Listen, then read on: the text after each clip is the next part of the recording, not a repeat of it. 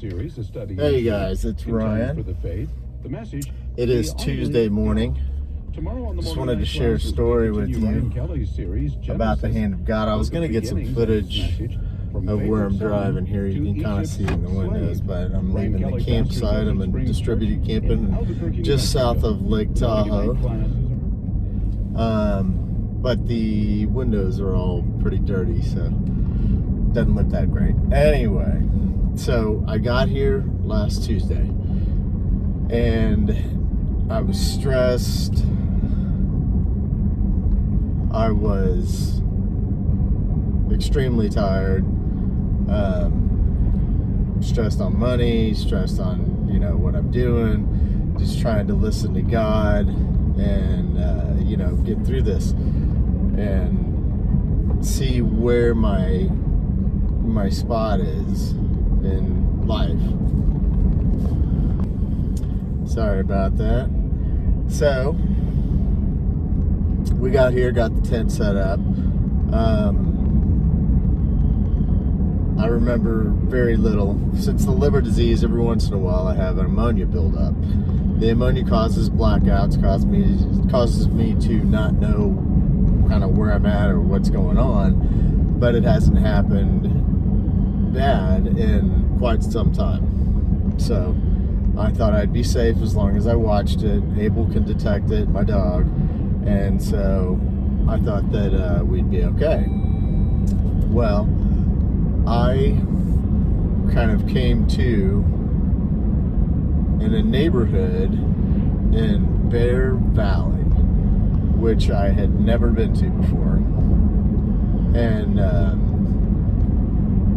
I was walking around this neighborhood. It was about 9 o'clock at night, sun's going down, it's getting very cold, and I don't recognize anything. So I decide I don't know where my car is. I don't know where I'm at. So I need to get a hold of, and I don't have my phone. So I need to get a hold of Sheriff's office, somebody to help me out. So I ended up knocking on doors. Apparently a couple people called the police. It was a pretty remote area. And apparently, like I said, all I did was knock on the door. They could speak to me through the door or through the little doorbell camera. And I said, kind of gave a rundown. When the ammonia is really high, I stutter really bad. It's hard to understand what I'm saying. I probably look like I wandered off drunk or something like that, although I haven't had a single drop to drink in almost 2 years. So anyway, I found this gentleman up at about 10:30, 11 o'clock at night. And at this point, it is so dark, I can't see in front of me. I can't tell if I'm going to drop off the side of the mountain or what's going on. So I kind of climb over into his front yard. And this whole time, I'm not 100% sure what day it is. I had left Abel in the tent when I left. Not sure what I was doing, but whatever it was, I thought I was going to be gone for about 20 minutes because my phone was still there, my iPad was there, my laptop was sitting there on the mattress, but I had zipped the tent up. So anyway, get into that later. So this guy finally calls the police, and he, I've got to reassure him. I said, if you want, I can wait outside. I just need the sheriff to come in. And he said, well, he goes, you look like you're freezing. And I said, yeah, it's pretty cold out here, but I understand if you feel more comfortable with me waiting outside. So he let me in, gave me a blanket, and I was beginning to think, I know that my faith should not be in man. However, through the last year and a half, that's the one thing that's been the hardest for me to hang on, because I'm supposed to love others as I love myself. So And that's become harder and harder because people ignore and I feel like I don't belong, and, went through the 1,500 resumes or so that I had put out, and nobody would even interview me, and I don't know if it's because I was sick for 2 years. Anyway, this gentleman let me in, called the sheriff's office. A trainee came and got me, and we went look. She said, "Where are you coming from?" I said, "I'm coming from Myers, which is south of South Lake Tahoe." And she said, "Well, that's impossible. Did you walk the whole way?" And I said, "I couldn't really even tell you." And I let her know that I had a medical issue, but that this had never happened before. And so anyway, so she takes me to the police station. I've still got the marks. They put me on monitors and everything else to see if I needed to go to some sort of an emergency room. And my vitals looked okay and everything. Well, the ammonia is not something that you can even measure without doing a blood test, freezing the blood, taking it in for labs. It takes a while. They obviously were not equipped with it. I tried as best I could to explain to her what was going on, but it was difficult because I couldn't finish words. So she called backup in, and he came and got me. We found my car. So I had been walking about 10 miles or so, and I had been almost out of gas. Well, it turns out I had driven my car, somehow gotten my keys stuffed in underneath my bedding platform and things like that. I couldn't find my keys, ran out of gas, and wasn't sure what was going on. So I just got out and started walking. And it's just the strangest thing. I was never afraid. It reminds me of when they told me initially that, I wouldn't live to see another couple of months.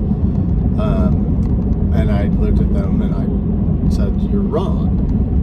And they said, "Well, how do you know that?" And I said, "I don't know how I know, but I do, and you're wrong. I'm going to live through this." So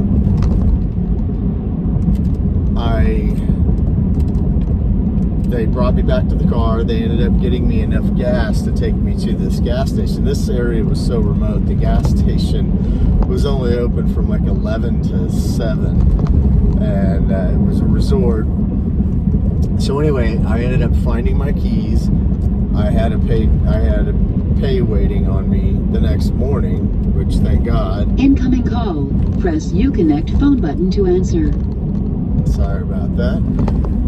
Which thank God it did, and I went and call rejected. And I went and put $50 in my tank and went on down the road. And